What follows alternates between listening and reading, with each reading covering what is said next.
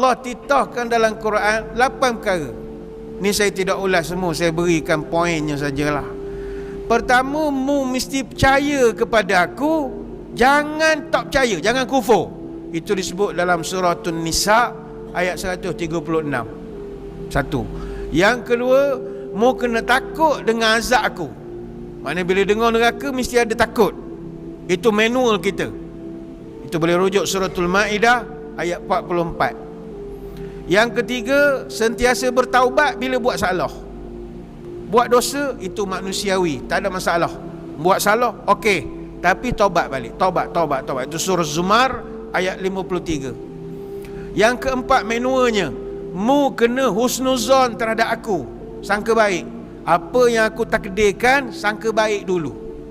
Itu direkodkan surah Fussilat ayat 22 sampai 23.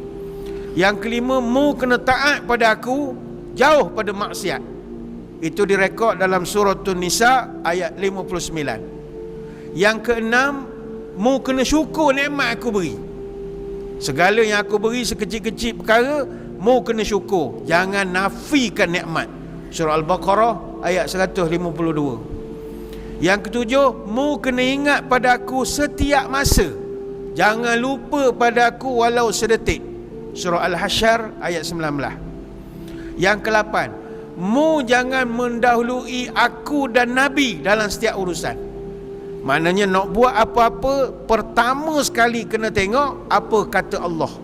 Jangan ikut kata netizen, jangan ikut kata penyokong, akaumbi, grassroots, pengundi. Jangan. Allah dulu kata apa. Allah kata apa. Kata Allah mengatasi kata yang lain. Itu disebut dalam surah Al-Hujurat ayat yang pertama. Jadi 8 perkara ni manual kita. Kita nak reset balik, nak balik semula kepada asal.